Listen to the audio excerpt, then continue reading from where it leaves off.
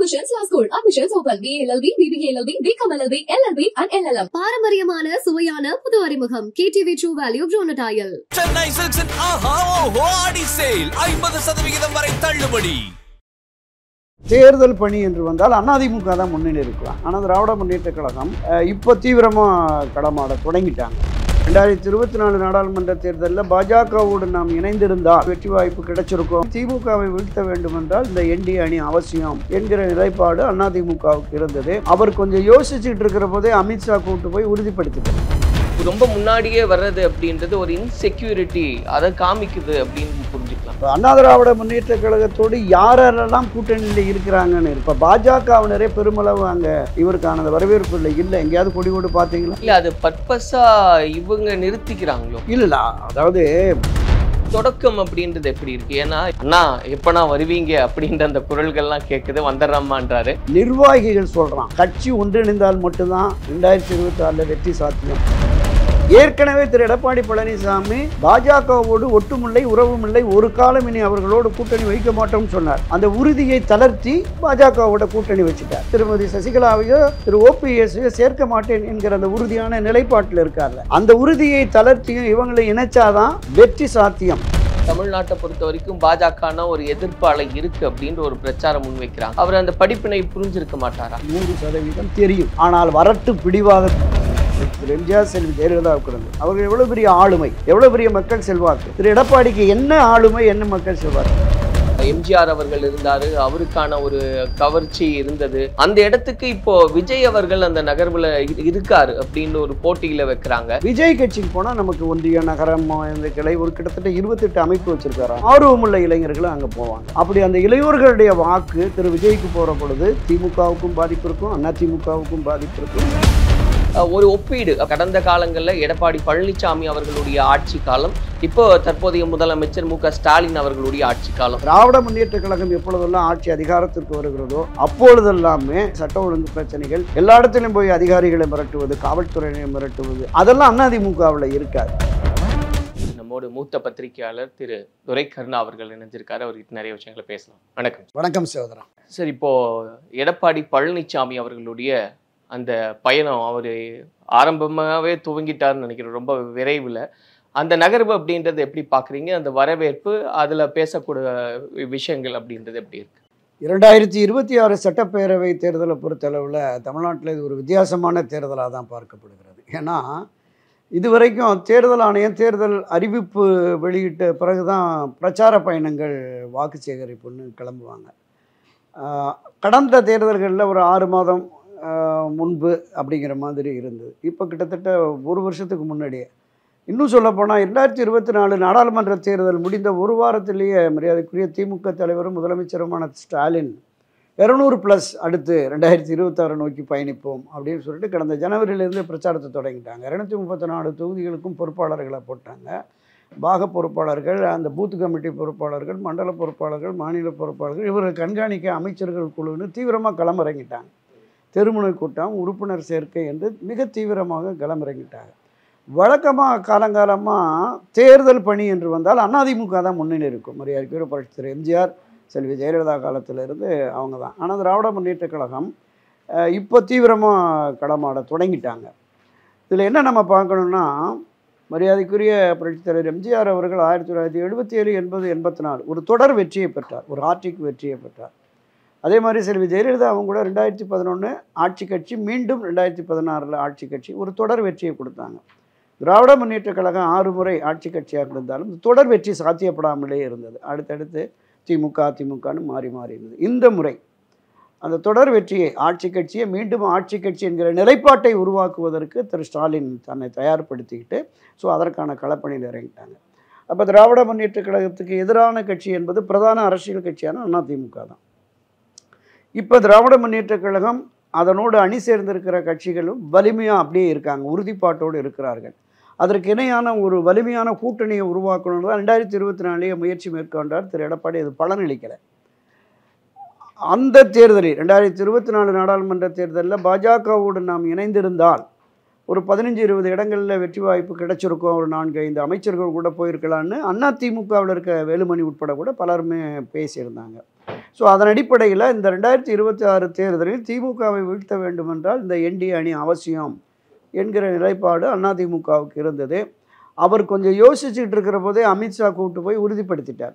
டெல்லியிலையும் கூப்பிட்டு போய் உறுதிப்படுத்திட்டார், இங்கேயும் சென்னையிலையும் வந்து நேரடியாக உறுதிப்படுத்திட்டார். உறுதிப்படுத்தினாலும் கூட ஒரு சரியான புரிதல் இல்லாமல் தான், ஒரு இணைப்பு என்பது கூட்டணி என்ற பேச்சு வந்து இப்போ ஏப்ரல் மாதத்துலேயே முடிஞ்சிடுச்சு. ஏப்ரல், மே, ஜூன், ஜூலை ஆயிடுச்சு. இன்னும் பாஜகவும் அதிமுக நிர்வாகிகளுக்குள்ள ஒரு ஒருங்கிணைப்பு இல்லைங்கிற ஒரு பொதுவெளி பார்வை இருக்கிறது. திரு எடப்பாடி பழனிசாமியை பொறுத்தளவில் கடந்த காலங்களில் அதிமுக ஆட்சி என்பது புரட்சி திரு எம்ஜிஆர் அவருடைய செல்வாக்கு, அவருக்கான வாக்குகள், அடுத்து செல்வி ஜெயலலிதா அவருடைய செல்வாக்கு, அவருக்கான வாக்குகள், அதன் மூலமாக முதலமைச்சராக இந்த ஆட்சி கட்சி 2016 வந்த பொழுது அதில் திருமதி சசிகலா அவர்களுடைய அந்த அவங்க இவரை முன்னிறுத்தியதுனால முதலமைச்சராக வந்தார். இந்த தேர்தலை பொறுத்தளவில் தன்னை மட்டுமே முன்னிலைப்படுத்தி பிரச்சாரம் மேற்கொள்ள வேண்டிய ஒரு கட்டாயம் அவருக்கு இருக்குது. அப்போ திமுக களத்தில் இறங்கிருச்சு. அப்போ தனக்கான ஆதரவு நிலையை திரட்டுவதற்காக இவர் இப்போ போயிட்டார். அவங்க வந்து கூட்டணி உறுதியோடு இருக்கிறது, திமுகவும் களத்தில் இருக்கிறாங்க, கூட்டணி கட்சியினருமே அந்த பிரச்சாரத்தை அவர்களும் முன்னெடுக்கிறார்கள். இங்கே திரு எடப்பாடி பழனிசாமி மட்டுமே தான் இப்போ களத்துக்கு போகிறார், பிரச்சாரத்துக்கு போகிறாரு. பிரதான நோக்கம் என்பது திமுகவை ஆட்சியிலிருந்து அகற்ற வேணும். எனவே திமுகவுக்கு எதிரான நிலைப்பாட்டை களமாடுகிறார். அவருடைய பேச்சு என்பதுமே பிரதான எதிரி திமுக, ஆட்சி கட்சியாக திமுக இருக்கிறது, எனவே அதை வந்து வீழ்த்தணும்னு களத்துக்கு போகிறாரு. இப்போ கொங்கு மண்டலத்தில் அவருக்கான பகுதிகளில் தொடங்கியிருக்கிறார். அடுத்தடுத்த பகுதிகளில் போகிற போது அவருக்கான செல்வாக்கு என்ன, ஆதரவு என்ன, மக்களுடைய ஆதரவு என்ன, கட்சி தொண்டர்களுடைய வரவேற்பு என்ன, கட்சியினுடைய அடிப்படை உறுப்பினர்கள் எந்த அளவுக்கு அவரை ஈர்ப்போடு பார்க்கிறார்கள். நான் சொன்னேன்ல தொடக்கத்தில், புரட்சி திரு எம்ஜிஆர், செல்வி ஜெயலலிதா அந்த அளவிற்கு ஒரு ஆளுமையாக இவரை பார்க்கிறார்களா அப்படிங்கிறதும் ஒரு பொதுவெளி சந்தேகமாக இருக்கிறது. இதில் பிரதான எதிர்க்கட்சி என்கிற அந்தஸ்து அண்ணா திராவிட முன்னேற்ற கழகத்துக்கு இருக்கிறது. ஒன்றுபட்ட அதிமுக தான் ஆகப்பெரிய வலிமை உள்ள கட்சி. தமிழகத்திலேயே ஆகப்பெரிய கட்சி என்றால் புரட்சி திரு எம்ஜிஆர் காலத்திலும் சரி, செல்வி ஜெயலலிதா காலத்திலும் சரி, திராவிட முன்னேற்ற கழகத்தை விடவும் கட்டமைப்புல, தொண்டர்கள் பலத்தில், நிர்வாகிகள் எண்ணிக்கைகளில் மிக அதிகமான முதலாவது இடம் தமிழ்நாட்டில் அப்படின்னு சொல்லலாம். ஆனால் இன்றைக்கு நிலைமை அப்படி இல்லை. திரு ஓபிஎஸ், திருமதி சசிகலா போன்றவர்களும், டிடிவி தினகரன் போன்றவர்களும் தனியாக போனால் காலங்காலமாக அதிமுகவோடு பயணப்பட்டவர்கள் அவங்க எல்லாருமே. அமமுகவோட தனி கட்சி தொடங்கிட்டாங்க. ஆனால் இங்கிருந்து விலக்கி வைக்கப்பட்ட திரு ஓபிஎஸ், திருமதி சசிகலா இவர்களை இணைத்தால் மட்டுமே வலிமையான ஒன்றுபட்ட அதிமுக வரும் என்கிற பார்வை பொதுவெளிகளில், மக்கள் மத்தியில், குறிப்பாக அண்ணா திராவிட முன்னேற்ற கழகத்தினுடைய அடிமட்ட தொண்டர்கள் முதல் நிர்வாகிகள் வரையில் இருக்கும். அதனால தான் நிர்வாகிகள் அவரை வந்து கொஞ்சம் நெருக்கடி கொடுத்தாங்க. ஒரு 6 பேர் பேசப்பட்டதில்லை. அந்த நிலைப்பாட்டில் இருக்கிறவர்கள் ஒன்றுபட்ட அதிமுக தான், வலிமையான அதிமுக தான் வலுவான கூட்டணியை உருவாக்கி திராவிட முன்னேற்ற கழகத்தை தேர்தல் களத்தில் வீழ்த்த முடியும் என்கிற பார்வை இருக்கிறது. இந்த சூழலில் இவர் போகிறது எந்த அளவிற்கு வெற்றிக்கு சாத்தியமாகும் என்கிற கேள்வியும் பொதுவெளியில் இருக்குது. நீங்க சொன்ன மாதிரி ஒன்றுபட்ட அதிமுக அப்படின்ற அந்த சலசலப்பு அப்படின்றது தொடர்ச்சியா இருந்துகிட்டே இருந்தது. ஆனா அதை வந்து இவர் கடந்து போய்கிட்டே இருக்கார் அப்படின்றத பார்க்குறோம். நம்ம கடந்த காலங்களில் ஒப்பிடும்போது ஒரு குறிப்பிட்ட நேரம் இருக்கு. இப்போ வந்து களத்துல வந்து நம்ம பொதுமக்களை சந்திக்கிறதுக்குன்னு இப்போ ரொம்ப முன்னாடியே வர்றது அப்படின்றது ஒரு இன்செக்யூரிட்டி அதை காமிக்குது அப்படின்னு புரிஞ்சுக்கலாம். இல்லை, நிச்சயமாக. என்னன்னா, இப்போ அண்ணா திராவிட முன்னேற்ற கழகத்தோடு யாரெல்லாம் கூட்டணியில் இருக்கிறாங்கன்னு இருக்கு. இப்போ இந்த ஒரு முறை இவர் போகிற போது மீண்டும் கழக ஆட்சி, மீண்டும் அம்மாவின் ஆட்சி என்கிற கான்செப்டில் தான் இவர் போக முடியும். யாருக்கு எந்த தொகுதி, எத்தனை தொகுதி, கிட்டத்தட்ட குறைந்தபட்சம் ஒரு 70-80 தொகுதியாவது தோழமை கட்சிகளுக்கு கொடுக்கணும், என்டிஏ அணிக்கு கொடுக்கணும். ஒரு 100-160 தொகுதி போக மீதம் உள்ளது. அந்த தொகுதிகள் எந்தெந்த தொகுதிகள் யாருக்கு அது போகுதுங்கிறது தெரியல. எல்லா தொகுதிகள்லையும் போய் 234 தொகுதிகள்லையும் போய் இவர் ரெட்டலைக்கு வாக்களியுங்கள், அதிமுக மீண்டும் ஆட்சிக்கு வரணும் அப்படிங்கிற பிரச்சாரத்தை தான் முன்னெடுக்க முடியும். நீங்கள் கூட்டணியை எந்த அளவிற்கு வலிமையாக உருவாக்க போகிறாருங்கிற அந்த பொதுவெளி சந்தேகம் இருக்குது. பாஜகவோடு இணைந்துட்டார். பாஜகவோடு என்டிஏவில் இருந்த முன்னுக்கு பாட்டாளி மக்கள் கட்சியினுடைய நிலைமை இப்போ தந்தை மகன் பிரச்சனையில் ஒரு வழியாக இருக்கிறது. அப்போ தமிழக வெற்றி கழகத்தை விஜயை அழைப்பதற்கான ஒரு முயற்சி நடக்குது, அதற்கான பேச்சுவார்த்தை நடக்குதுங்கிற மாதிரி இருந்தது. செயற்குழு கூட்டத்தில் அதிகம் உடைச்சிட்டார் விஜய். இல்லை, நாங்கள் வந்து தனித்து தான் அப்படிங்கிற மாதிரி அவரை முதலமைச்சராக பிரகடனப்படுத்தி போயிட்டாங்க. அப்போ இந்த ஒரு பலகீனமான நிலையில் தன்னை மட்டுமே நம்பி அதிமுக மட்டுமே ஆட்சி அதிகாரத்திற்கு வரும் என்கிற அந்த கருத்தாக்கத்தின் அடிப்படையில் இப்போ போகிற பொழுது உடன்பாடு கொண்டிருக்கிற மற்ற கட்சிகள் அதிமுகவோட 2026 தேர்தலை எதிர்கொள்ள வேண்டும் என்கிற கட்சிகளுடைய நிலைப்பாடு, அவருக்கு அந்த பகுதியில் அவருக்கான ஆதரவு வருமா? இப்போ பாஜகவினரே பெருமளவு அங்கே இவருக்கான அந்த வரவேற்பு இல்லை. எங்கேயாவது கொடி பார்த்தீங்களா? இல்லை. உடன்பாடு கொண்டு 4 மாதம் ஆகி போச்சு, இல்லை, வரவேற்பு இல்லை. அது பர்பஸா இவங்க நிறுத்திக்கிறாங்களோ அதிமுகவை? இல்லை, அதாவது திரு நயினார் நாகேந்திரன் சொன்னார், அவர் சுற்றுப்பயணம் வர வழியில் நான் இருந்தால் நான்லாம் வரவேற்பேன், பேசுவேன்னு சொன்னார். இந்த கூட்டணியின் தமிழ்நாட்டை பொறுத்தளவில் அண்ணா திராவிட முன்னேற்ற கழகத்தின் தலைமையில் தான் கூட்டணி. என்டிஏ என்பது தேசிய அளவில். இங்கே தமிழ்நாட்டை பொறுத்தளவில் அது எந்த தேசிய கட்சி இதோடு இணைந்தாலும் கூட திமுகவோடு இருந்தால் திமுக தான் தலைமையில் இருக்கும். அண்ணா திராவிட முன்னேற்ற கழகத்தோட தேசிய கட்சியில் இணைகிற பொழுது அதிமுக தலைமையில் தான் இங்கே கூட்டணி இருக்கும். அப்போ அதிமுக தலைமையில் கூட்டணியில் இடம்பெறுகிற கட்சிகள் எவை என்பது இன்னும் முடிவுக்கு வரலை.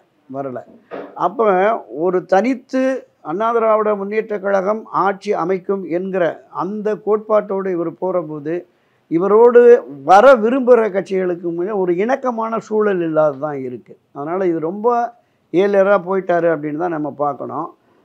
தனக்கான செல்வாக்கை நிலைநிறுத்த வேண்டும், தனக்கான ஆதரவு பொதுவெளிகளில் மக்கள் மத்தியில் இருக்கிறது என்பதை வெளிக்காட்ட வேண்டும் என்கிற எண்ணத்தோடும் உணர்வோடும் பயணிக்கிறார்.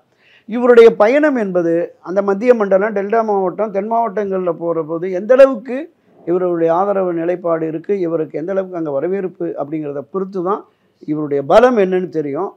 போக போக இந்த பலத்தை எந்தளவுக்கு இவர் பிரயோகப்படுத்தி கூட்டணிகளை தன் பக்கம் இழுக்க போகிறாருங்கிறது நம்ம போக போக பார்த்துக்கலாம். ஆனால் தொடக்கம் அப்படின்றது எப்படி இருக்குது? ஏன்னா இப்போ அவங்களுக்கு பலம் பொருந்திய பகுதியில் இதை ஆரம்பிச்சிருக்காங்க. குறிப்பாக அந்த கோயம்புத்தூர் வடவள்ளி பகுதியிலெல்லாம் அவ்வளோ கூட்டம் இருக்குது அப்படின்றத பார்க்குறோம். அண்ணா எப்போனா வருவீங்க அப்படின்ற அந்த குரல்கள்லாம் கேட்குது, வந்துடுறம்மான்றாரு. இந்த தொடக்கம் அப்படின்றது எப்படி பார்க்குறீங்க? அதுவும் ரொம்ப முக்கியம் இல்லையா? நிச்சயமா. அதாவது தனக்கான செல்வாக்கும் ஆதரவும் தன் சமுதாயம் சார்ந்த மக்கள் பெருமளவு இருக்கிற பகுதிகளில் போகிற போது நிச்சயமாக அந்த ஆதரவு நிலைப்பாடு என்பது அதிகரித்திருக்கும். அது ஒரு நல்ல தொடக்கமாக தான் பார்க்கலாம். நான் அதை தான் சொன்னேன். அதற்கு அடுத்து அப்படியே வட மாவட்டங்கள், தென் மாவட்டங்கள் போக போக தான் தெரியும். ஏன்னா பல பகுதிகளில் திரு எடப்பாடி பழனிசாமி தலைமையிலான அண்ணா திராவிட முன்னேற்ற கழகத்தில் இருக்கிற மாநில, மாவட்ட, நகர, ஒன்றிய, பேரூர் நிர்வாகிகள் சொல்கிறான், கட்சி ஒன்றிணைந்தால் மட்டும்தான் 2026 வெற்றி சாத்தியம்.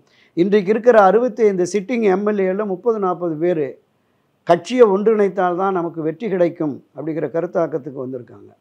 நீங்கள் குறிப்பாக ஒரு விஷயம் சொல்கிறேன்.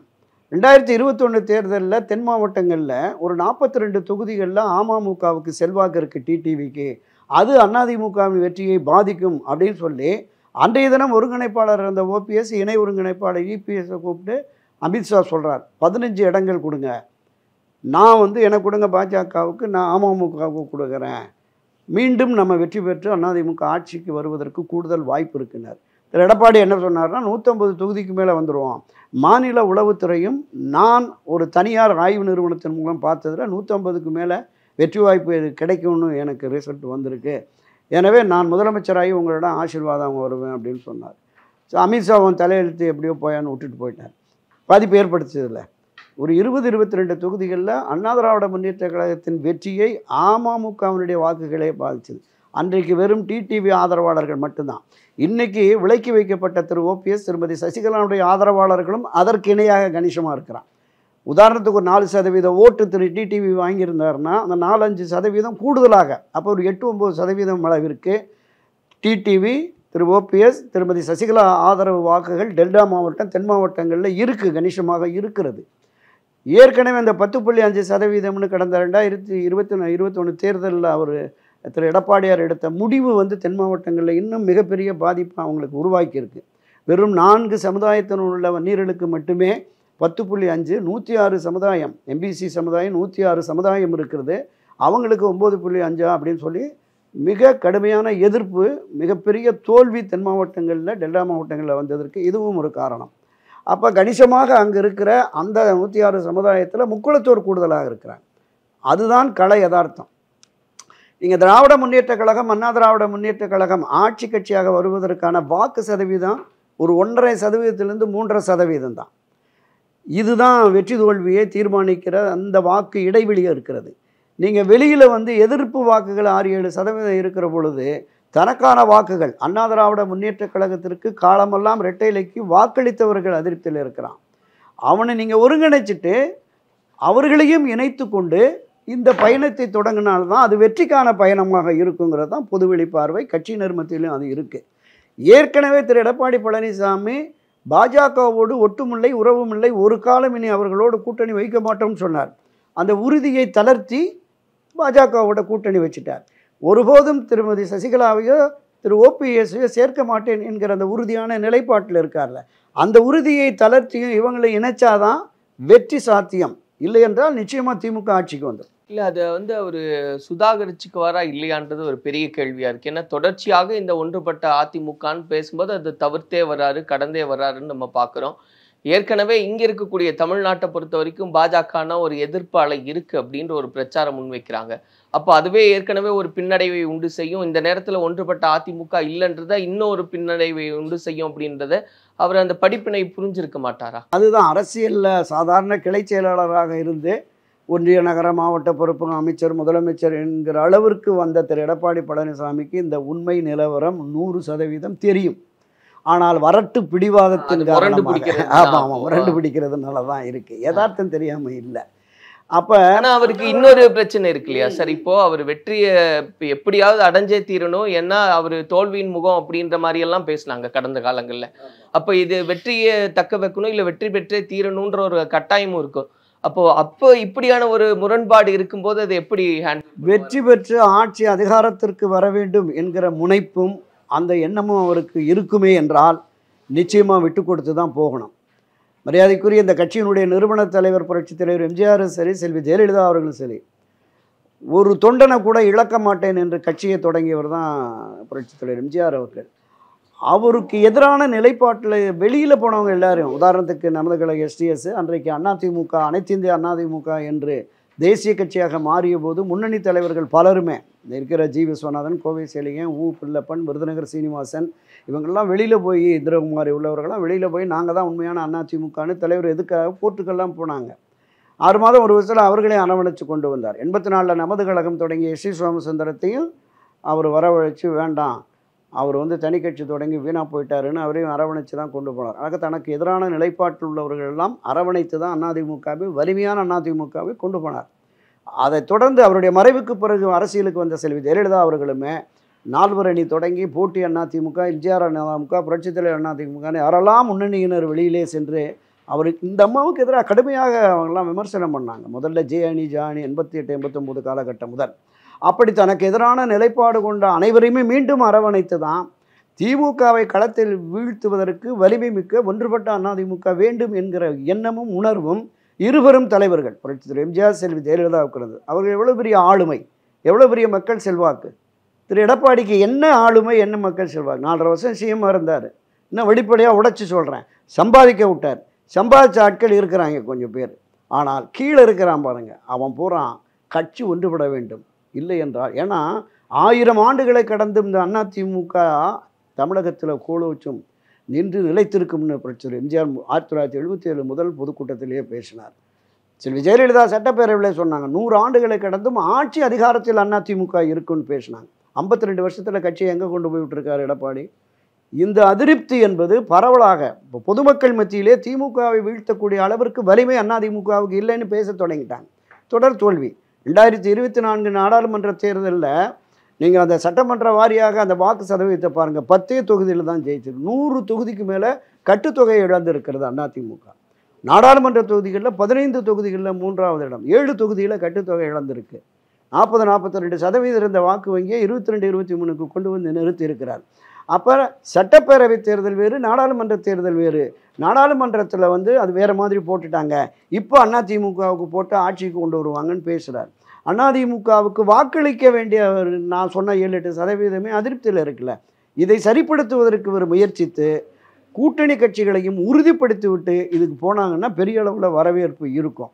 அது இல்லாத நிலை என்பது அவருக்கு ஒரு பின்னடைவை, சறுக்களை தான் மீண்டும் ஏற்படுத்துவோம் அப்படிங்கிற மாதிரி தெரியுது. இப்போ இன்னொரு பிரச்சாரத்தையும் முன்வைக்கிறாங்க. இப்போ நம்ம சொன்ன மாதிரி எம்ஜிஆர் அவர்கள் இருந்தார், அவருக்கான ஒரு கவர்ச்சி இருந்தது. ஜெயலலிதா அவர்கள் இருந்தாங்க, அவங்களையெல்லாம் சொல்ல வேண்டியதே இல்லை. ஆனா அந்த ஒரு வசீகரம் அப்படின்றது கிடையாது எடப்பாடி பழனிசாமி அவர்களுக்கு. அந்த இடத்துக்கு இப்போ விஜய் அவர்கள் அந்த நகர்வுல இருக்காரு அப்படின்னு ஒரு போட்டியில வைக்கிறாங்க. அப்ப அப்படியான ஒரு கவர்ச்சி அப்படின்றது எல்லாமே அந்த பக்கம் சரிஞ்சிடும். அதுவுமே திரும்ப இவருக்கு ஒரு பின்னடைவா வரும். அந்த வாக்குகள் அங்க போகுன்றாங்க. அந்த கணக்கெல்லாம் நீங்க ஏத்துக்கிறீங்களா? இல்லை, இப்போ நடிகர் விஜயை பொறுத்த அளவில் தமிழ்நாட்டில் இன்றைக்கு ஒரு ஆக சிறந்த நடிகர், ஏராளமான ரசிகர்கள் அவர் பின்னாடி இருக்கிறாங்க, அதில் மாற்று கருத்தே இல்லை. ஆனால் புரட்சித் தலைவர் எம்ஜிஆர் அவர்களோடு செல்வி ஜெயலலிதா அவரோடு அவங்கள ஒற்றுமைப்படுத்துவதற்கு அவர்களுக்கு இணையாக திரு விஜயை கொண்டு வருவதற்கான எந்த வாய்ப்புமே இல்லை. அது அவங்கள ஒப்பீடு செய்யல, ஒரு கவர்ச்சி நிச்சயமாக அது இருக்கு. இன்றைக்கும் போனால் திரையுலகத்திலிருந்து வருகிறவர்கள் யாராலும் அரசியல் களத்திற்கு வந்து பொறுக்கிற பொழுது ஒரு மிகப்பெரிய அளவில் இருக்கும். அந்த திரை பிரபலம் என்பதும் அந்த அந்த கவர்ச்சி என்பதும் திரை நடிகர் என்பதனால நம்ம பார்த்தோம். திரு வடிவேலு அவர்கள் திராவிட முன்னேற்ற கழகத்துக்கு ஆதரவாக பிரச்சாரம் பண்ணுற போது ஊருக்கு பயங்கர கூட்டம். நீங்கள் 200 தொகுதிக்கு மேலே திமுக ஜெயிக்குன்னு பேசப்பட்டது ஒன்றுமே இல்லை. அவருமே ஃபீல்ட் அவுட் ஆகி போகக்கூடிய நிலைமை இருந்தது. திரு விஜய் அவர்களை நம்ம அப்படியே இட போடலை. இன்றைக்கு அவருடைய ரசிகர்கள் ஆதரவாளர்கள் வாக்குகள் என்பது இருக்கிறது. இளைஞர்கள், புதிய இளைஞர்கள், திராவிட முன்னேற்ற கழகம், அண்ணா திராவிட முன்னேற்ற கழகம், இதை தாண்டி காங்கிரஸ், பாஜக, சிபிஐ, சிபிஎம்மில் பொறுப்புகள் வாங்க முடியாது. புதிய இளைஞர்கள் அரசியலுக்கு வர விரும்புகிற 18, 25, 30 வயசுக்குள்ள இளைஞர்கள் இருக்காங்கல்ல, அவங்களுக்கு விஜய் கட்சிக்கு போனால் நமக்கு ஒன்றிய நகரம் இந்த கிளை ஒரு கிட்டத்தட்ட 28 அமைப்பு வச்சுருக்காராம். பேரவை, பாசறை, பல்வேறு மாணவர் அணி, இளைஞர் அணி, மருத்துவர் பிரிவு, சிந்தனையாளர் பிரிவுன்னு நிறைய வச்சுருக்காங்க. அப்போ இந்த ஆர்வமுள்ள இளைஞர்களும் அங்கே போவாங்க. அப்படி அந்த இளையோர்களுடைய வாக்கு திரு விஜய்க்கு போகிற பொழுது திமுகவுக்கும் பாதிப்பு இருக்கும், அதிமுகவுக்கும் பாதிப்பு இருக்கும், மற்ற கட்சிகளுக்குமே பாதிப்பு இருக்கும். அதில் எந்த மாற்று கருத்தும் இல்லை. அதனால்தான் அவரை எப்படியாவது அதிமுக அணிக்கு கொண்டு வரணும் அப்படின்னு சொல்லி சில ரகசிய பேச்சுக்கள்லாம் நடந்ததாக பார்த்தோம். ஆனால் அவர் தொடக்கத்திலேயே இப்போ செயற்குழுவில் அதை முடிச்சிட்டார். ஏற்கனவே ஜனவரிக்கு பிறகு தான் நாங்கள் எங்களுடைய கொள்கை நிலைப்பாட்டை அறிவிப்போம், யாரோடு கூட்டணி என்று அறிவிப்போம் என்று அறிவித்திருந்தார். ஆனால் இன்றைக்கு திடீரென கொள்கை எதிரியான பாஜகவோடும் இல்லை, அரசியல் எதிரியான திமுகவோடும் இல்லை அப்படின்ட்டு, அதிமுகவோடையும் இல்லை அப்படின்னு பிரகடனப்படுத்திட்டாங்க. அந்த வாக்குகளை பெற்றால் இன்னும் கூடுதல் பலம் கிடைக்கும் என்கிற திரு எடப்பாடியுடைய நம்பிக்கையும் இப்போ வீணாயிடுச்சு அப்படிங்கிற மாதிரி தான் நம்ம பார்க்குறோம். எனவே திரு விஜயின் வருகை என்பது இங்கே இருக்கிற பிரதான கட்சிகளுக்கு ஒரு பாதிப்பை ஏற்படுத்தும் என்பதில் எந்த சந்தேகமும் இல்லை. இப்போ எல்லாருமே கிட்டத்தட்ட ஒரே கொள்கையில தான் நிற்கிறாங்க. திமுகவை வீழ்த்தணும்னு எடப்பாடி பழனிசாமி அவர்கள் அதை தான் பேசுகிறாரு. விஜய் அவர்களும் அதையே முன் வச்சு தான் நிற்கிறாரு. சீமான் அவர்கள் எல்லாரும் அதை தான் பேசி ஆகணும். அதே இவங்க ஒரு பாசிட்டிவாக எடுத்துட்டு திமுக சொல்கிறாங்க, எல்லாருமே 2வது இடத்துக்கு தான் போட்டி போடுறாங்க, நாங்கள் நம்பர் 1ல் தான் இருக்கோன்றதையே அவங்க பிரச்சாரமாக முன்வைக்கிறாங்க. இப்படி எல்லாரும் ஒத்த கருத்தில் இருக்காங்க, ஒரே நிலைப்பாட்டில் இருக்கும்போது அப்போ பாசிட்டிவ் பக்கங்கள் அப்படின்றது என்ன? எடப்பாடி பழனிசாமி அவர்களுக்கு அந்த களம் அப்படின்றது என்னவா இருக்கு? இல்லை, நம்ம யதார்த்த நிலை, இன்றைய கள யதார்த்த நிலையை பார்ப்போம். திராவிட முன்னேற்ற கழகம் ஆட்சி கட்சியாக இருக்கிறது. மீண்டும் ஆட்சிக்கு வர வேண்டும் என்று களமிறங்கி இருக்கிறாங்க. அவர்களோடு அணி சேர்ந்திருக்கிற காங்கிரஸ், மதிமுக, விசிக, சிபிஎம், சிபிஐ, தமாக உள்ளிட்ட கட்சிகள் அப்படியே உறுதியோடு இருக்கிறார்கள். அப்போ அந்த ஆதரவு வாக்குகள் என்பது சிந்தாமல் சிதறாமல் அப்படியே கிடைச்சிரும். எது ஆதரவு நிலைப்பாடு அப்படியே வாங்க. எதிர் நிலைப்பாடு என்பதும் நீங்கள் சொன்னது மாதிரி எல்லோருக்குமே திமுகவை வீழ்த்த வேண்டும். அப்போ ஒன்றுபட்டு பிரதான கட்சியோடு அதிமுகவோட அணி சேர்ந்தால் ஈஸியாக அவங்கள வீழ்த்திடலாம். கூட்டணியும் வலிமையாக இருக்கும், ஆட்சி மாற்றத்தை விரும்புகிற மக்களுடைய ஆதரவும் இருக்கும். அப்படி இல்லாமல் இப்போ 4 முனை போட்டி என்று ஆதரவு நிலைப்பாட்டு அங்கே போயிட்டு எதிர் வாக்குகள் சிதறுகிற பொழுது ஈஸியாக திமுக வெற்றி பெற்றும்ல. அதுதான் இவங்களுக்கு அது பாசிட்டிவாக வராது என்பது தான் கடை யதார்த்தம். எனவே தான் அவங்க எப்படியாவது தமிழக வெற்றி கழகத்தை கொண்டு வர வேண்டும். ஓரளவுக்கு அவருக்கு அந்த சினிமா செல்வாக்கை தாண்டியும் இளைஞர்கள் மத்தியில் ஒரு ஈர்ப்பு இருக்கிறது. அந்த வாக்குகளை நாம் சிதறப்படாமல் நம்ம பக்கம் கொண்டு வந்துருங்கிற முயற்சியில் இறங்கினாங்க. காலப்போக்கில் அவர் என்ன முடிவெடுக்க போகிறாருங்கிறதும் நம்ம சொல்ல முடியாது. ஏன்னா அரசியலில் எப்போது வேண்டுமானாலும் எது வேண்டுமானாலும் நடக்கலாம். கொள்கை எதிரியான பாஜகவோடு நான் கூட்டணியே வைக்க மாட்டேன் அப்படின்னு சொல்லியிருக்காரு. அதனால் தமிழ்நாட்டை பொறுத்தளவில் அண்ணா திராவிட முன்னேற்ற கழகத்தின் தலைமையில் தான் கூட்டணி. திமுகவை வீழ்த்துவதற்காக அதிமுகவோடு நாங்கள் அணி சேர்கிறோம், அதிமுகவோடு எங்களுக்கு முரண்பட்ட கட்சிகள் இருப்பதில் எங்களுக்கு ஆட்சேபனை இல்லை சொல்லுவாங்கள்ல. 1998 தேர்தலில் பாஜகவோடு செல்வி ஜெயலலிதா கூட்டணி வைத்து 13 மாதங்களில் அந்த ஆட்சி போன உடனே திமுக போய் பாஜகவோட இணைஞ்சிருச்சு. அப்போ யார் யாரோடும் கைகோர்ப்பார்கள்? முன்னுதாரணம் இருக்கிறது. என்ன நடக்குமா? பொறுத்திருந்து பார்ப்போம். இப்போ இது சொன்ன போல திமுகவுக்கும் ஒரு அவசியமான வெற்றியா இருக்கு. தொடர் வெற்றி அப்படின்ற ஒரு கணக்கீட்டுல அவங்களும் இறங்கி இருக்காங்க. இப்போ இது இந்த இடத்துல பார்க்கும்போது அப்போ காலங்காலமா நம்ம பார்க்குற இந்த 3ஆம் அணி அப்படின்றது கடந்தும் கூட அதிமுக திமுகவுக்கு தான் இந்த போட்டி அப்படின்றது காலங்காலமா இருந்துகிட்டு இருக்கு. அந்த விதத்துல ஒரு ஒப்பீடு அப்படின்றத நீங்க எப்படி பாக்குறீங்க? கடந்த காலங்கள்ல எடப்பாடி பழனிசாமி அவர்களுடைய ஆட்சி காலம், இப்போ தற்போதைய முதலமைச்சர் மு.க.ஸ்டாலின் அவர்களுடைய ஆட்சி காலம், இது ஒப்பீட்டு அளவுல எப்படி இருக்கிறதா நீங்க எடை போடுறீங்க? அண்ணா திராவிட முன்னேற்ற கழகத்தை பொறுத்தளவில் 7 முறை ஆட்சி கட்சியாக இருந்திருக்கு. மரியாதைக்குரிய புரட்சியர் எம்ஜிஆர் அவர்கள் 77, 80, 84. அதை தொடர்ந்து செல்வி ஜெயலலிதா அவர்களுமே 91, 2001, 2011, அது நீட்சியாக 2016. இது மக்களுக்கான ஆட்சியாக நடைபெற்றிருக்குது. பெரிய அளவில் அசம்பாவிதங்களோ பெரிய அளவில் குற்றச்சாட்டுகளோ அதிக அளவு இல்லை. செல்வி ஜெயலலிதா காலத்தில் ஒரு சில பிரச்சனைகள் இருந்தது, அவங்க சிறைக்கு போகக்கூடிய அளவிற்கு கூட இருந்தது. 10 ஆண்டுகளுக்கு மேல் அண்ணா திராவிட முன்னேற்ற கழகத்தை ஆட்சியை நடத்திய திரு எம்ஜிஆர் அவர்கள் தமிழகத்தில் இன்றும் போற்றக்கூடிய ஒரு மிகப்பெரிய நல்லாட்சி அப்படிங்கிற மாதிரி தான் இருக்கும். அவருடைய திட்டங்களும் சரி மக்களுக்கானதாக தான் இருந்தது.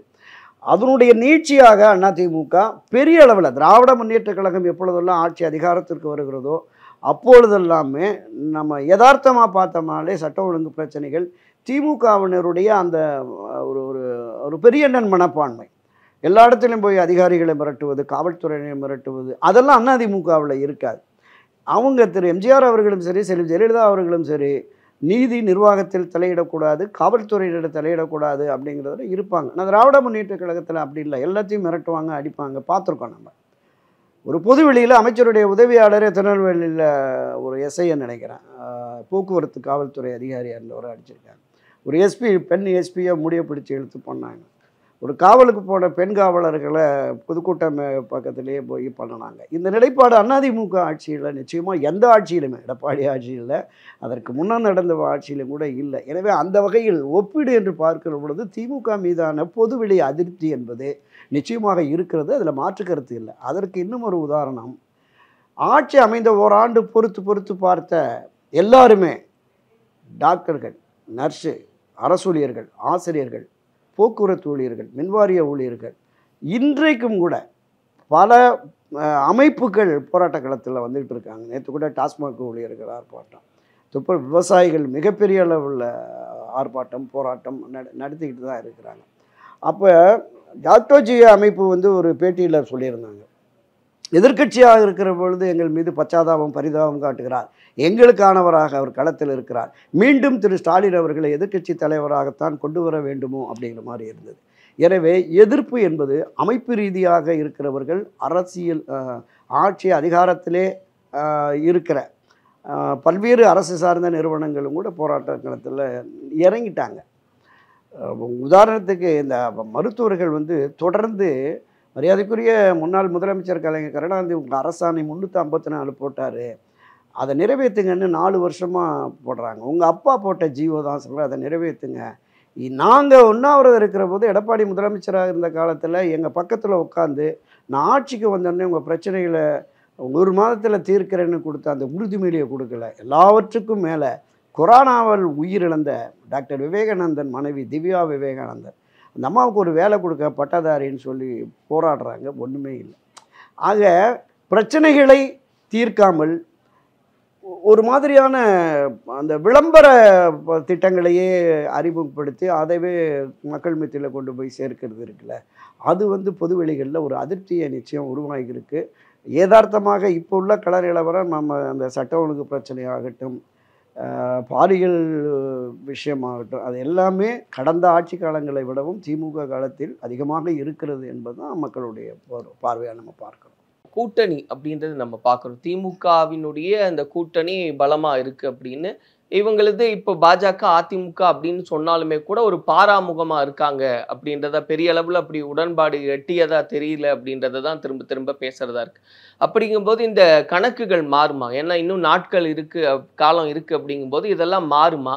அந்த ஒரு சூழலுக்காகலாம் காத்து இருக்காங்களோ அப்படின்ற ஒரு கேள்வி இருக்கு இல்லையா? தொடக்கத்திலேயே பேசுன மாதிரி ஒன்றுபட்ட அதிமுக, திரு ஓபிஎஸ், திருமதி சசிகலா எல்லோரையும் இணைத்து, அமமுக கூட நாங்கள் கூட்டணி வச்சுக்கிறோம், என்டிஏவில் நாங்கள் இருக்கிறோம், இப்போதைக்கு நான் அதிமுகவில் சேர்ற மாதிரி இல்லைன்னு சொல்லிட்டார். அப்போ இப்போது இவரால் விலக்கி வைக்கப்பட்ட திரு ஓபிஎஸ் அவர்கள், திருமதி சசிகலா அவர்கள், இவர்களை இணைத்தாலே ஓரளவுக்கு பலம் கிடைச்சிடும். அப்போ ஒன்றுபட்ட பலமான அண்ணா திராவிட முன்னேற்ற கழகம் வருகிற பொழுது பாரதிய ஜனதா கட்சி வந்து அந்த பெரியண்ணன் மனப்பான்மையோடு வந்து இவங்களை பெரிய அளவில் அழுத்தம் கொடுக்க முடியாது. அவர்கள் கேட்கிற இடங்களை, கேட்கிற தொகுதிகளை எல்லாம் பெற முடியாது. இவர்கள் என்ன தருகிறார்களோ அதை பெற வேண்டிய நிலையில தான் இருக்கும். அப்போ அந்த மாதிரி ஒரு ஒன்றுபட்ட அதிமுக, அதோடு பாஜக உள்ளிட்ட என்டிஏ, ஏற்கனவே தமாக, தேமுதிக, பாமக போன்ற கட்சிகள், சிறிய கட்சிகள், ஐஜேகே, நம்ம ஏசிஎஸ் உடைய புதிய நீதி கட்சி, இந்த மாதிரி சிறிய சிறிய கட்சிகள், இவை எல்லாம் ஒன்று சேருகிற பொழுது இது திராவிட முன்னேற்ற கழகத்தை தேர்தல் களத்தில் வீழ்த்தக்கூடிய வலிமையான கூட்டணி என்கிற கருத்தாக்கம் பொதுமக்கள் மத்தியிலும் வரும். இந்த கூட்டணியில் இணைந்திருக்கிற தொண்டர்களுக்கும் நிர்வாகிகளுக்கும் அந்த தைரியம் வரும். இவங்க திமுகவுக்கு எதிராக தீவிரமாக களமாடுவார்கள். அப்படி வலிமை மிக்க ஒன்றுபட்ட அதிமுக வலிமை மிக்க வலுவான கூட்டணியை உருவாக்கினால் மட்டுமே திமுகவை எதிர்த்து கடுமையாக களமாட முடியும், கடுமையான போட்டியை உருவாக்க முடியும். ஒருவேளை ஆட்சி அதிகாரத்தை மக்கள் விரும்பினால் ஆட்சி மாற்றத்தை இவர்கள் துணையோடு கொண்டு வர முடியும். அதற்கு ஒன்றுபட்ட அதிமுக, அந்த அதிமுகவோடு வலுவான கூட்டணி ஏற்பட வேண்டும். பாஜக, பாமக, தேமுதிக, தமாக போன்ற கட்சிகளுக்கு 2%, 4%, 6% என்று வருகிறது. 23% அளவுக்கான வாக்குகள் இருக்குது. என்டிஏ ஒரு 19 இருக்குது. ஒரு 5%, 10% வெளிவாக்குகள். ஆட்சி மாற்றத்தை விரும்புகிற மக்களுடைய வாக்குகள் வந்தால் நிச்சயமாக ஆட்சி மாற்றம் கொண்டு வரலாம். ஆனால் அந்த ஒன்றுபட்ட அதிமுக அதனோடு வலுவான கூட்டணி ஏற்படாவிட்டால் மீண்டும் திமுக எளிதில் ஆட்சிக்கு வந்துடும். அதை திரு எடப்பாடியும் மற்றவர்களும் உணர வேண்டும். எலெக்ஷன் எப்படி இருக்க போகுது 26? ஏன்னா ரொம்ப சுவாரஸ்யமா இருக்கும். இது வரைக்கும் பார்க்காத எலெக்ஷன். அப்படி ஒரு எலெக்ஷன் அப்படிதான் இருந்தாலும் இது கூடுதல் சுவாரஸ்யமான ஒரு எலெக்ஷனா இருக்குன்றாங்க. சமீபத்திய ஒரு அனலைஸ் பற்றி பேசியிருந்த ஒரு பத்திரிகையாளர் அவர்களோட பேசும்போது 2016 வந்து அப்படியே ரிவர்ஸ் ஆகக்கூடிய வாய்ப்பு இருக்கு. அவங்களுடைய கணக்கீட்டின் அடிப்படையில் சொல்லணும்னா 114 இடங்களை வந்து திமுக பிடிக்கிறதுக்கான வாய்ப்பு இருக்கு. இன்னைக்கு தேதியில ஒரு 98 இடங்களை வந்து அதிமுக கூட்டணி பிடிக்கிறதுக்கான ஒரு வாய்ப்பு இருக்கு. இப்படிதான் வரும். ஒரு மெஜாரிட்டியா இல்லாம மைனாரிட்டியா தான் வந்து நிற்கக்கூடிய ஒரு விஷயமா இருக்கும் அப்படின்றது ஒரு அனுமானிக்கிறாங்க. இந்த அனுமானம் அப்படின்றது எப்படி நீங்க பாக்க? 96 தேர்தலில் திராவிட முன்னேற்ற கழகம் கொஞ்சம் குறைவான இடங்களில் தான் போட்டிட்டாங்க. பொதுவாக 128, 130 இடங்களில் வெற்றி பெற்று தனித்து ஆட்சி அமைக்க வேண்டும் என்றால் ஒரு 160க்கும் மேற்பட்ட இடங்கள்லையாவது நிற்கணும். அவங்க 130, 135 இடமும் நின்னாங்க. அதனால் அந்த தேர்தலில் மிக குறைவாக மற்ற தோழமை கட்சிகளுக்கும் கூடுதல் இடங்களை, அதிகமான கட்சிகள் இருந்தால் கூடுதல் இடங்களை தர வேண்டிய கட்டாயம் இருந்தது. ஆனால் இன்றைய நிலை என்பது திராவிட முன்னேற்ற கழகத்திலே அணி சேர்ந்திருக்கிற கட்சிகள் ஒவ்வொரு கட்சியுமே எங்களுக்கு இரட்டை இலக்கம் வேண்டும் அப்படின்னுக்காங்க. 6-6ஓட ஆறுதல் படுத்தினாங்க கடந்த முறை. இப்போது அப்படி இல்லை அப்படிங்கிற மாதிரி அவங்க பேச்சுவார்த்தைகள் இருக்கிறது. இவங்க வந்து குறைந்தது ஒவ்வொரு கட்சிகளுக்குமே கூடுதலாக 2 இடமோ 3 இடமோ கொடுத்து இந்த தேர்தலில் கூட்டணியை உறுதியோடு அவர் வைத்துக்கொள்வார் அப்படிங்கிற நிலைப்பாடு அங்கே இருக்குது. எனவே அவர் போதுமான 170க்கும் மேற்பட்ட தொகுதிகளில் கடந்த 2021 திமுக நின்னது. ஒரு 10 தொகுதிகளை குறைச்சி 160 நின்னா கூட அவங்க நிச்சயமாக இது வலுவடையாமல், இந்த எதிர் அணி என்பது ஒன்றுபட்டு வலுவடையாமல் இருந்தால் அவங்க 130, 130 இடங்களில் வெற்றி பெறுவதற்கு, 2ஆம் முறையாக வருவதற்கு வாய்ப்பு இருக்கிறது. அதே நேரத்தில் இங்கே இருக்கிற அரசியல் கட்சிகள் பாரதிய ஜனதா கட்சியை என்டிஏ தலைமையில் கூட்டணி ஆட்சின்னு பேசினாங்க. அதில் 2 தரப்புமே மனத்தாங்கல் இருக்கிறது. திரு எடப்பாடி பழனிசாமியை பொறுத்தளவில் தனித்து அதிமுக தலைமையில் தான். திரு அமித்ஷா வந்து அதிமுக தலைமையில் தான், அதிமுகவில் ஒருத்தர் தான் முதலமைச்சர். அதை கூட எடப்பாடின்னு சொல்லலை. அது ஒரு பெரிய ஒரு பேசுபொருளாக இருந்தது நம்ம பார்த்தோம். அந்த கட்சியில் பாமக இணையும் என்றால் அவங்களும் கூட்டணி ஆட்சிங்கிறாங்க. அதையும் தாண்டி தேமுதிக கூட கூட்டணி ஆட்சி அமைவது நல்லது அப்படின்னு பார்த்தோம். அப்போ இந்த கருத்தாக்கம் ஒவ்வொருவர் மத்தியிலும் இருக்கிற பொழுது உடன்பட்டு ஒரு பெரிய வெற்றியை பெறுவதற்கு வாய்ப்பு இருக்கா அப்படிங்கிறது ஒரு சந்தேகமான சூழலில் தான் இருக்குது. தமிழ்நாட்டை பொறுத்தளவில் அந்த தொங்கு சட்டமன்றம் என்கிற நிலை வராது. யார் வந்தாலும் ஒன்று திராவிட முன்னேற்ற கழக தலைமையில் மீண்டும் ஆட்சி வரும். இல்லை என்றால் இங்கே அண்ணா திராவிட முன்னேற்ற கழகத்தின் தலைமையில் ஆட்சி அமைவதற்கான கூடுதல் வாய்ப்பு இருக்கிறது. இந்த கூடுதல் வாய்ப்பை திரு எடப்பாடி பழனிசாமி உருவாக்க வேண்டும் என்றால் பிரிந்து கிடக்கிற திரு ஓபிஎஸ், திருமதி சசிகலா உள்ளிட்டோரை இணைத்து ஒரு வலுவான அதிமுகவை, அவர் அந்த ஒன்றுபட்ட அதிமுகவை கட்டமைத்து இந்த கூட்டணியை வலுவாக அவர்களுக்கு, ஏன்னா அதில் இடப்பங்கீடு, தொகுதி பங்கீடில் மிகப்பெரிய பிரச்சனை வரும். அதை எந்த அளவுக்கு இவங்க சமாளிக்க போகிறாங்க அப்படிங்கிறது ஒரு பெரிய பிரச்சனை. எந்த அணி வெற்றி பெற்றாலும் அது ஆட்சி அதிகாரத்திற்கு முழுமையாக ஒரு அறுதி பெரும்பான்மையோடு தான் வரும். அந்த தொங்கு சட்டமன்றம் என்பது வருவதற்கு வாய்ப்பே இல்லை அப்படின்றத உங்களுடைய பார்வை. நிறைவா சார், இப்போ ஒரு பக்கம் விஜய் அவர்கள் சொல்லிக்கிட்டு இருக்காரு, இந்த முறை டிஎம்கேவா டிவிகேவா அப்படிதான் ஒரு போரே இருக்க போகுது அப்படின்றது அவர் வைக்கக்கூடிய பரப்புரையா இருக்கு. கொஞ்சம் முந்தைய காலத்துல அண்ணாமலை அவர்கள் இங்க தலைவரா இருந்த சமயத்துல திமுகவா பாஜகவா அப்படின்ற ஒரு அடிப்படையில் அவர் பேசிக்கிட்டு இருந்தார். இப்போ அதை எடப்பாடி பழனிசாமி அவர்கள் கையில் எடுத்துட்டாரு, நாங்க தான் அந்த இடத்துல அப்படின்றத அவரும் சொல்லிக்கிட்டு இருக்காரு. இன்னொரு பக்கம் சீமான் அவர்கள் என்னானாலும் நான் தனியா நின்று நான் பார்த்துக்கிறேன்ற விதத்துல எவ்வளவு சுவாரஸ்யமான எவ்வளவு முக்கியத்துவம் வாய்ந்த ஒரு தேர்தலா இருக்க போகுது 26. தமிழகத்தில் அரசியல் கட்சியை தொடங்குகிற ஒவ்வொருவருமே ஆட்சி அதிகாரத்திற்கு வர வேண்டும் என்கிற அந்த நிலைப்பாட்டில் இருக்காங்க. திமுக அதிமுக என்கிற இந்த 2 திராவிட கட்சிகளையும் வீழ்த்தி விட்டு நாங்கள் ஒரு நல்ல ஆட்சியை கொடுப்போம் அப்படின்னு வந்த எல்லோருமே தோல்வியடைந்தார்கள். மதிமுக ஆகட்டும், பாமக ஆகட்டும், மற்ற அரசியல் கட்சிகள். இதையும் தாண்டி ஒரு 6 அரசியல் கட்சிகள் சேர்ந்து திமுகவையும் அதிமுகவையும் வீழ்த்தி வருவேன், தேமுதிக தலைவர் திரு விஜயகாந்தை சிஎம் ஆக்குறோம் அப்படின்னு சொல்லிட்டு நம்ம பார்த்தோம். அங்கே போன விசிக ஆகட்டும், அதிமுக ஆகட்டும், தமிழ் மாநில ஜிகே வாசன் ஆகட்டும், சிபிஐ சிபிஎம், இப்படி ஒரு தமிழகத்தில் பிரபலமான தலைவர்களுடைய பிரபலமான அரசியல் கட்சிகளே ஒரு இடம் கூட வெற்றி பெற முடியல. அதுதான் தமிழக தேர்தல் கள யதார்த்தம். திமுக அதிமுகவை தவிர்த்து ஆட்சி அதிகாரத்திற்கு வருவதற்கு இன்னும் பல 10 ஆண்டுகளுக்கு எந்த அரசியல் கட்சியாலும் முடியாது. ஈவன் தமிழக வெற்றி கழகத்தின் தலைவர் திரு விஜய் உட்பட யாருமே இன்னும் பல 10 ஆண்டுகளுக்கு ஆட்சி அதிகாரத்திற்கு வருவதற்கான வாய்ப்பே இல்லை என்பதுதான் கள யதார்த்தம். நான் 1967 தேர்தலில் நான் 13 வயது 8ஆம் வகுப்பு மாணவனாக இருந்து உதயசூரியனுக்கு ஓட்டு கேட்டேன். 71 தேர்தலில் நேரடியாக தேர்தல் களப்பணியில் ஈடுபட்டவன். ஒரு பத்திரிகையாளனாகவும் அரசியல்வாதியாகவும் ஒரு 55 ஆண்டுகளாக அதில் பயணித்து வருகிறேன். இந்த தமிழக மக்களினுடைய வாக்காளர்களுடைய மனநிலை என்பது நமக்கு நல்லா தெரியும். பெரிய அளவில் பணத்தாக்கம் மாற்றவே முடியாது. அதுதான் சொல்கிறேன். நீங்கள் வெற்றி தோல்வியை தீர்மானிக்கிறது பணம் என்று ஆகிவிட்டது.